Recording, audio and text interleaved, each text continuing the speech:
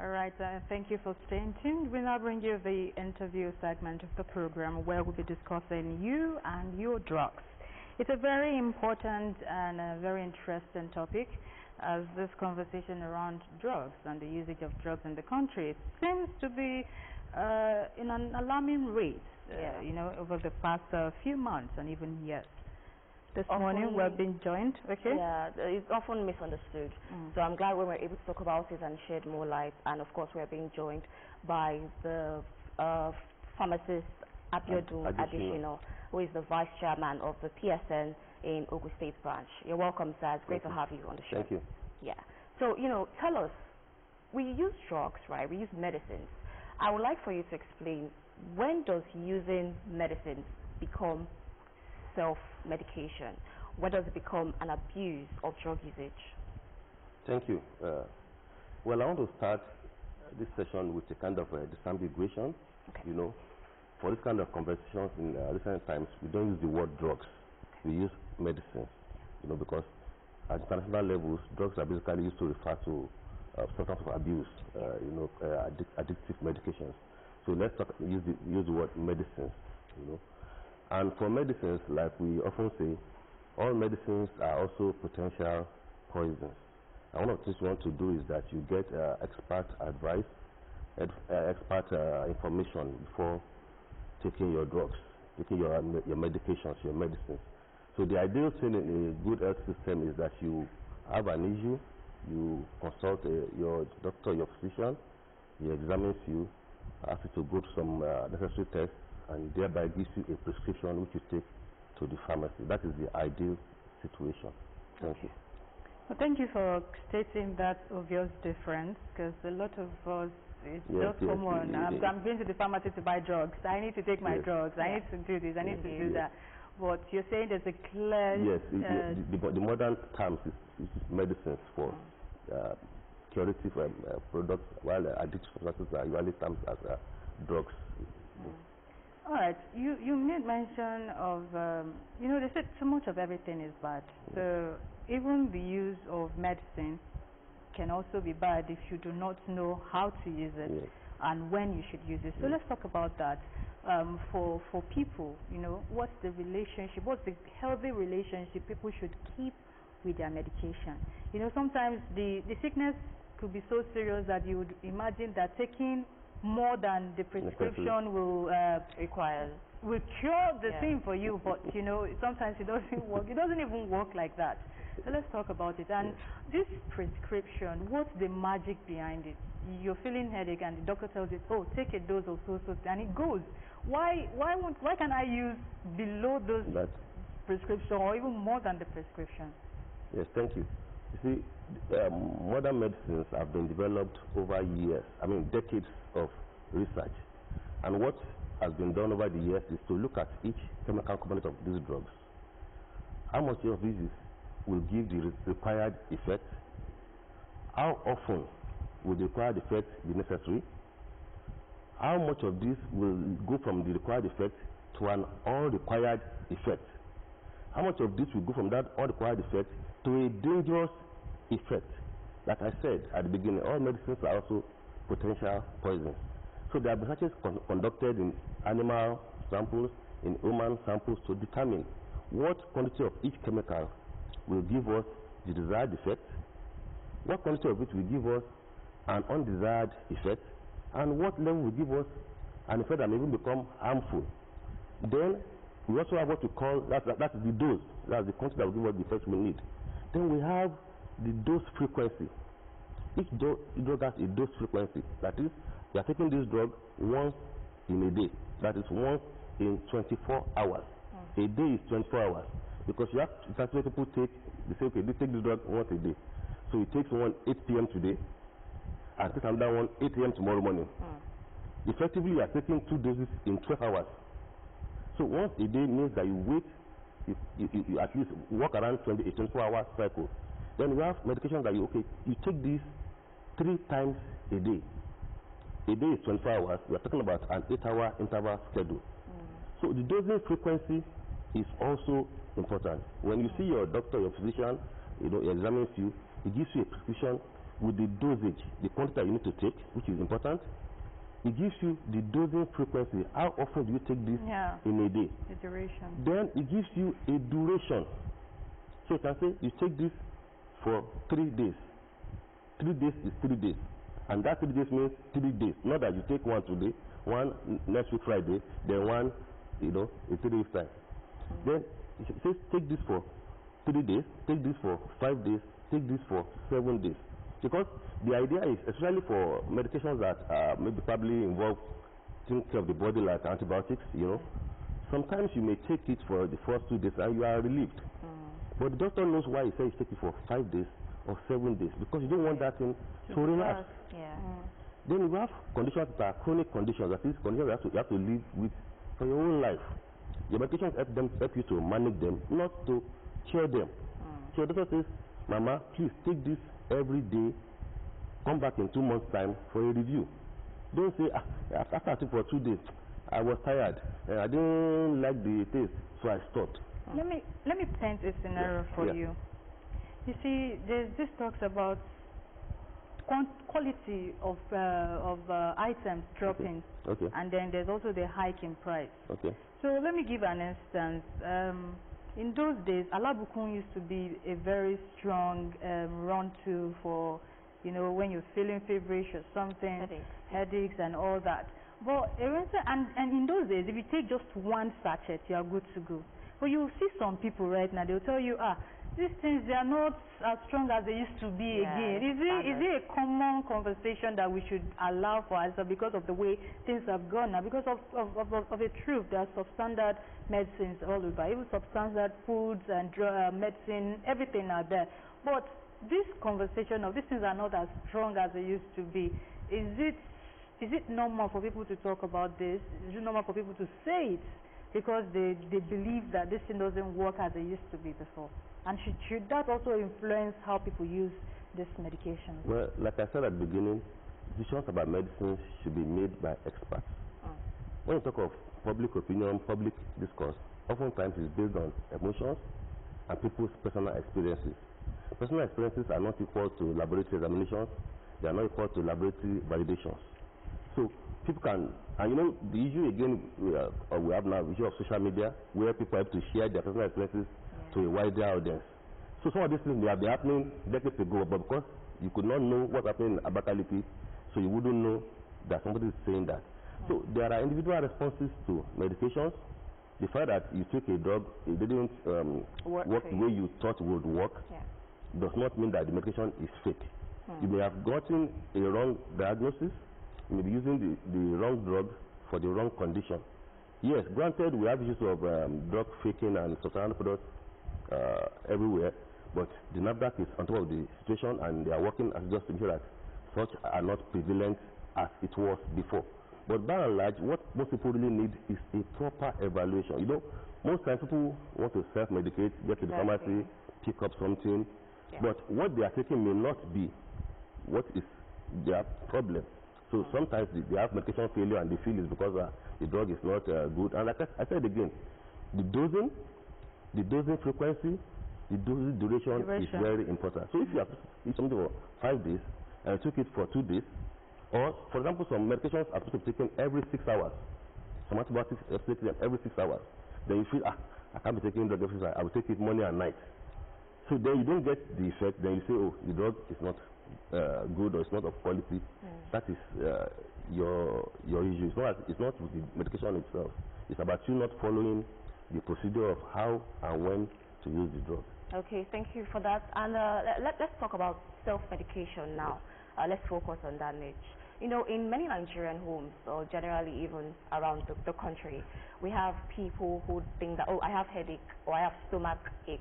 Let me go and use this drug. Let me take paracetamol. Let me take whatever, medicine that they see is within their reach. It does go to the pharmacy and they request for a particular drug. Now, that is self-medication. I want you to tell us what dangers do self-medication pose to individuals and, the public generally? Thank you. I want to start by saying medicines, at least in our context here, are classified in 2 or 3 broad categories. We have the over-the-counter medications, we have the prescription-only medications, and we have our controlled drugs. So the level of use and availability varies across board.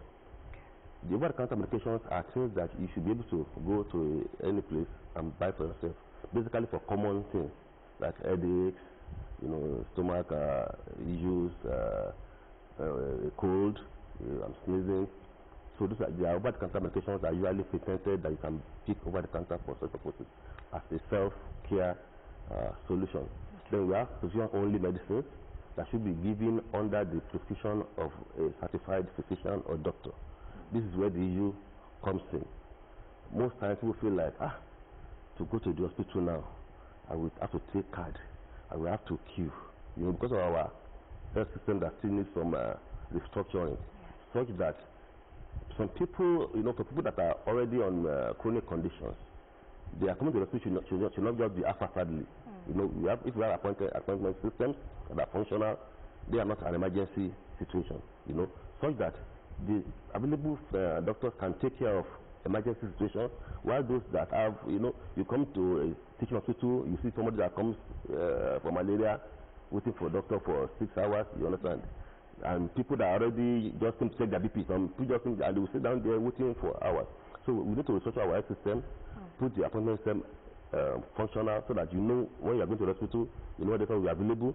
Then people that have emergencies, you have an urgent stomach trouble, you have urgent diarrhea, you can now go and be attended to. So this kind of things, what people go like, well, I can't go to the hospital, I will be on the queue.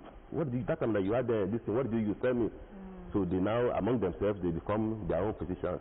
This is bad because, like I said again, all these medications have appropriated doses, dosing intervals, dosing frequencies, and duration, which you may miss by talking to somebody that is not a physician.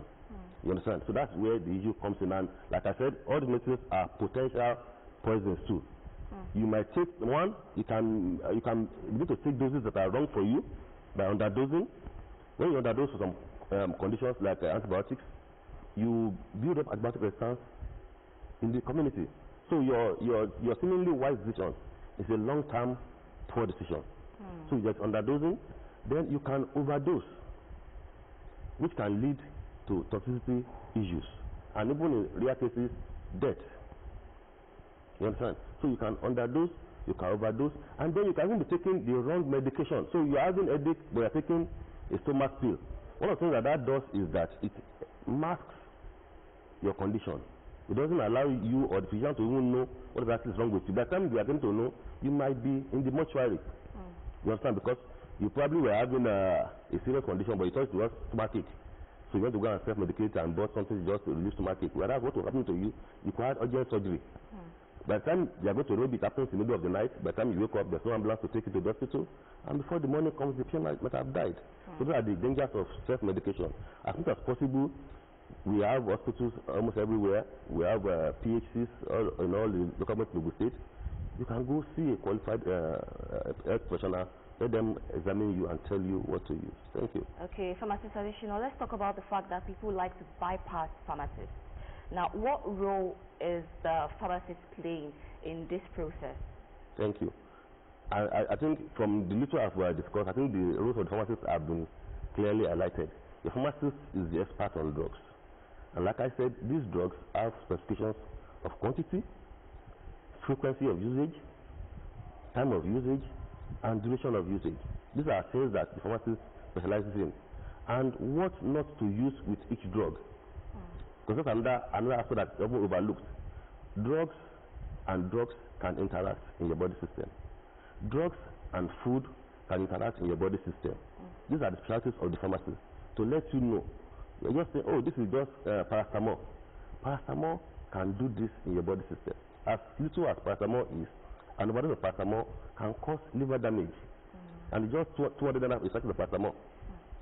But overdosing on paracetamol over some time can cause your liver to be damaged. This is what these are the intervention of the pharmacist. Because my work now, I need to always use analgesic. I'm always tired. No, the pharmacist is there to advise you. Why don't you try these approaches? It may just be your workplace arrangement. It may be your sitting arrangement. It may be your work schedule that needs to be altered so that you don't need to be using that analgesic every time. okay, I have hypertension and I'm also taking this drug and I'm also taking this drug. No, sir, this drug will make your antihypertensives not to work. You don't need to take these drugs with these antihypertensives. Let your doctor know that you have this condition so that he can prescribe for you a more suitable drug for this purpose. These are the pharmaceutical interventions on your drug management, drug interactions, even some foods. Some foods interact with your drugs. Some drugs are best taken on an empty stomach. People don't know that. We just discussed that in the office earlier this week. Some people think that every drug is taken at meal time. No. Okay, since we're still talking about the intervention of pharmacists in this conversation, I've not gone to any pharmacy before now. I told them I want say paracetamol, for instance, and they get to ask the question why. Theirs is always about, what do you need? I need this, take and go. You know, it's all about the transactions most times. So to even advice or counsel is not there, and I think that's one way we'll be able to curb this self-medication and the dangers it has on people. And then another thing is, there's this clear disparity between a pharmacist and a chemist, but some people still don't know that, and oftentimes these operations of a chemist and a pharmacy, I think it depends on the level of awareness and, you know, the education and all that, but still one is closer to the people than the other. So let's also talk about this pharmacy chemist, and also this pharmacist. The place where they don't get to discuss this thing with people is also a serious challenge. And you're the Vice President for Pharmaceutical Society of Nigeria, Ogun State chapter. Is this something the society can start looking at, you know? And I don't see it as a pride to privacy. It's just like trying to be concerned about the person. Thank you. Well, on the issue of pharmacists, but like you said, the example you gave, I won't blame anybody, because paracetamol is an over-the-counter medication that people working for general. But of course, for prescription medicines, the pharmacist will often ask you, first of all, for your prescription. Why? Let me see your prescription. Who asked you to buy this?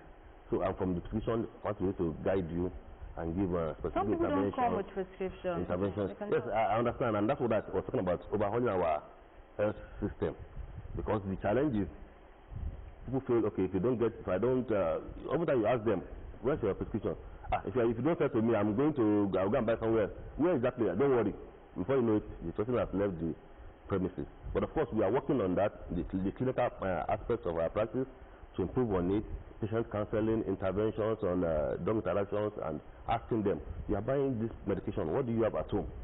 Because if some people come to the pharmacy, they are coming to buy exactly what they already have at home. You know, because the package is different, probably the brand names are even different. So he doesn't know, especially for elderly patients. Maybe he has a son in the UK, that one has sent him a brand of amlodipine. He's coming to your pharmacy again, buying another pack of amlodipine. So you have to give them, like you said, it's not a breach of privacy, no. It's just to help out the patient. Yeah. On the issue of pharmacies and chemists, first of all, in the Nigerian system, there's something called chemist. Chemist is an aberration by the populace.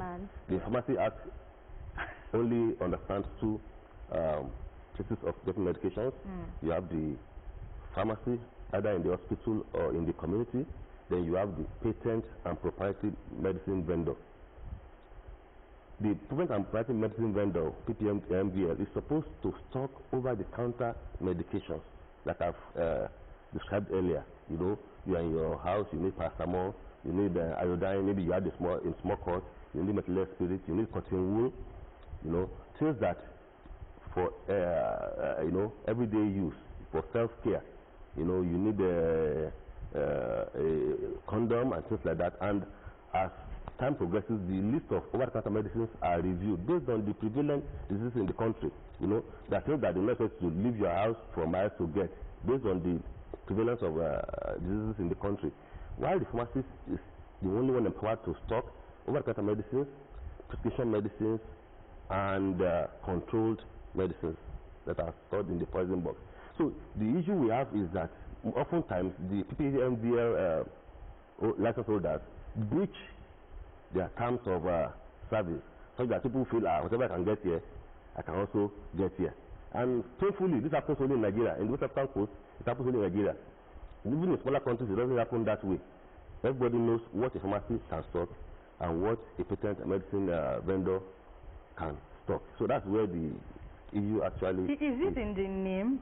Because patent vendor, the name already implies what you can do. The name chemist is more popular. That's what I'm saying. The chemist is a social from you understand? masses. You know, in the olden days, even pharmacists were described as, even from other countries, pharmacists are referred to as chemists. But in the Nigerian Pharmacy Act, you only have pharmacists and you have patent medicine vendor license holders. Okay. You understand? So the idea is for basic things, for self-care in the community, like you said, maybe they will come to your house, you know, you need paracetamol to, you know, you have a toothache, you need a mouth disinfectant, you should to get it from there. But what we have in Nigerian situation is that oftentimes they overstep their boundaries, making the borderline to look amorphous, you know, and that's the issue we are facing. I also learned that it takes certain agencies from the medical aspect to give them license. Yes, that's what I'm saying. So the license that they are being given by the Pharmacy Council already restricts what they can do, you know, in practice. But in reality, what happens is that oftentimes they overstep their boundary, making it difficult for regulators. I know there are so many all over the place. Even when you go out for inspections for regulation activities, you have people living in mileage, that even before you get to the site of regulation, they have already... Let me quickly ask, talking about overstepping their boundaries, yes. does it include prescribing drugs? Not only that, they prescribe, they give infusions, they admit people in their small kiosks there. So those are the issues, you understand? I know some of them are social issues, some are political issues. Now, speaking about these issues, you know, as the Vice Chairman of the Pharmaceutical Society of Nigeria, the State Branch, what would you say are the, you know, policies that you have put in place as an organization, you know, to curb the spread of these things? Like I said, it's a regulation issue, and health regulation in Nigeria is under the purview of the federal government. The federal government, through its agencies like the Pharmacy Council, is working on this. You understand? But I want to look at the picture like I just painted. Yeah. From here to my head, you can have like 20 of such small shops all over. So even if you want to do regulation and inspection in Ogun, for example, you may spend the whole year on regulation. And by the time you are in my 8, they have called their colleagues in my 7. They are around, oh yeah. And you know, when you want to prosecute, you cannot prosecute on subjective evidence. It's what you saw at the point of inspection that you're going to write in your report. So when you get there for inspection, you seem to have nothing wrong. Except maybe probably start having citizen reporting, you know. Like but the way it appears, the citizens themselves even love, because when you talk to them, say, no, that person, I like her style, she knows my body, she knows what she's eating. So they give them infusions, they give them injections. Some even call them doctors. So, yes, because they are used to them over the years. So like I said, the issues are economic, they are social, and they are political at some point. You know, when you go on regulation and you find out that the person you are trying to prosecute is the wife of the councillor of that area, what do you do? What do you do? All right, time is not by our side. We have to wrap up on the program. Thank you so much. As you leave on the program today, what are your final words for everyone, for them and their medication? Yes, thank you. My final word is, like I said, let's remember these issues. Every medicine is a potential poison. Medicine should be used in recommended doses, recommended frequency, and duration. And you can get this at best from a certified health professional. Let your physician examine you, give you a proper prescription, take it to the pharmacy for filling up. And when you have issues, don't forget to call up a pharmacist. You can always call up. Because that's what we are really missing is the feedback. When they don't give a feedback, they take their medication, they have issues with it, they have side effects, yes, and they don't talk. Then they will now go and say, that man is a wicked man. The drug, you know, let's have a feedback in our health system. The health system to improve. Oh, this product, people have been complaining that when they take it, they have experienced this. How do we do? Do we modify it? Can it be withdrawn? We need a proper reporting system on medications in Nigeria. Thank you. Thank you so much for joining the program, Pharmacist Additional. It's glad to have you. Okay, we'll take a short break now, and when we return, we come back with Trending. Stay with us.